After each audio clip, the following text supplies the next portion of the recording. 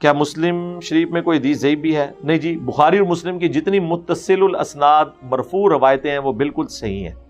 البتہ بخاری مسلم میں چند ایک جو اقوال ہیں جو بغیر سند کے آئے ہوئے ہیں ان میں ضعیف بھی ہیں صحیح بھی ہیں.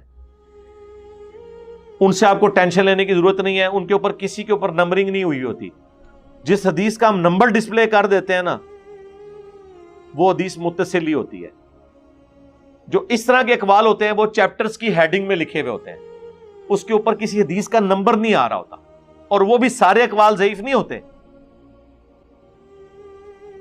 بخاری میں اس کی سند موجود نہیں، بعض کا دوسری کتابوں میں موجود ہوتی ہے، جہاں نہیں ہوتی وہ پتہ چلتا ہے. لہذا ان چیزوں کی آپ کو ویسے ہی کوئی پریشانی ہونی نہیں چاہیے، کیونکہ وہ تو کبھی یہاں ڈسکس ہو بھی نہیں رہی ہوتی. ہاں میں کبھی علمی لیول پہ کوئی چیز ڈسکس کر دوں ایک الگ بات ہے.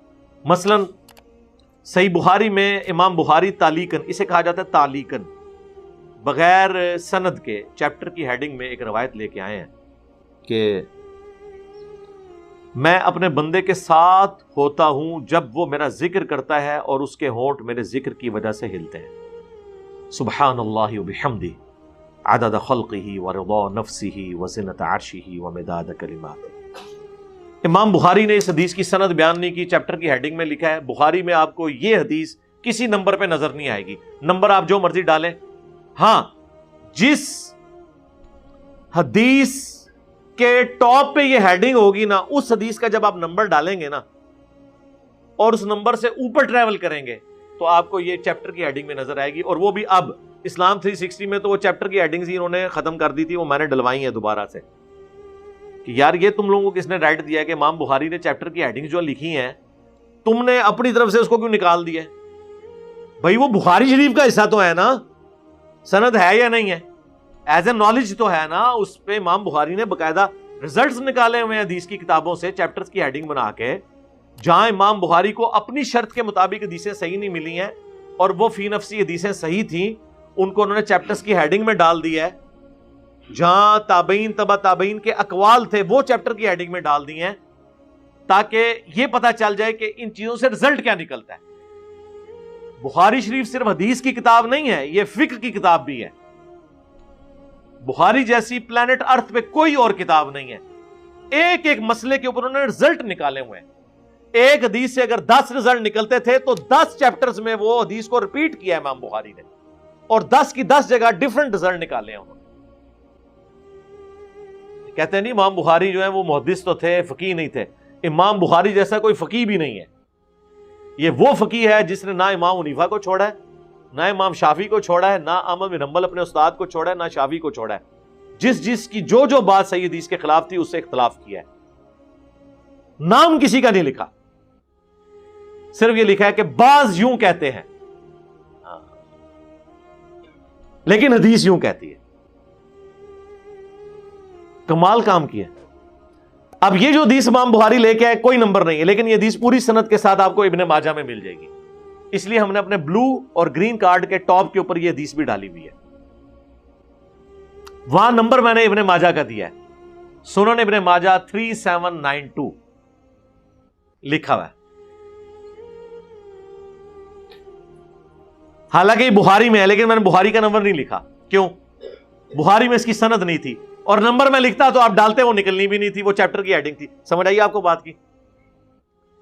اسی طریقے سے صحیح بخاری میں ایک چیپٹر کی ہیڈنگ میں امام بخاری ایک فتویٰ لے کے آئے ہیں کہ سیدنا عمر نے جب اپنے دور میں ایک پاگل شخص کے اوپر حد جاری کر دی تو مولا علی نے انہیں روکا اور کہا کہ اے امیر المومنین، کیا آپ کو معلوم نہیں کہ 3 لوگوں سے اللہ کی حد اٹھ جاتی ہے؟ ایک پاگل مجنون شخص جب تک کہ ہوش میں نہ آ جائے، دوسرا سویا ہوا شخص جب تک کہ جاگ نہ جائے، تیسرا نابالغ جب تک کہ بالغ نہ ہو جائے. تو سیدنا عمر نے وہ حد اٹھا لی اس پاگل شخص سے. حضرت علی کی ذہانت آپ کو پتہ ہے، اسی لیے چیف جسٹس بھی تھے حضرت عمر کے دور میں، اور حضرت عمر کہتے تھے کہ علی نہ ہوتا تو عمر ہلاک ہو جاتا. ہر چیز وہ مشورے سے لے کے چلتے تھے. اچھا، امام بخاری نے اس واقعے کی طرف اشارہ کیا ہے اور مولا علی کا یہ قول لکھ دیا چیپٹر کی ہیڈنگ میں لیکن آپ بخاری میں اس کا نمبر ڈالیں یہ آپ کو نہیں کھلے گا، کیونکہ یہ کسی حدیث کے انڈر نہیں ہے، اس کے ٹاپ کی ہیڈنگ ہے۔ اس کی پوری سند مولا علی نے خود نبی علیہ السلام سے روایت کی ہے سنن ابن ماجہ میں، تو اس کی سند ابن ماجہ میں۔ اس لیے میں جب یہ حدیثیں ڈسپلے کراتا ہوں نا، تو اگر میں بخاری ڈسپلے کراؤں نا، اس کا نمبر وہ لکھتا ہوں جس کی ہیڈنگ پہ وہ ہے، اور ساتھ امیج لگا دیتا ہوں تاکہ آپ کو پتا چل جائے کہ یہ چیپٹر کی ہیڈنگ ہے، لیکن ساتھ ابن ماجہ کا نمبر بھی ڈالتا ہوں تاکہ اگر نمبر پہ تلاش کرنی ہے تو وہاں آپ کو مل جائے۔ اتنی احتیاط سے ہم لوگ کام کر رہے ہوتے ہیں۔ وہ ایک مولانا کہتا ہے کہ جی انجینئر صاحب تو فارغ ہیں، بیٹھ بیٹھ کے کلپ بنا کے مارکیٹ میں پھینکتے رہتے ہیں۔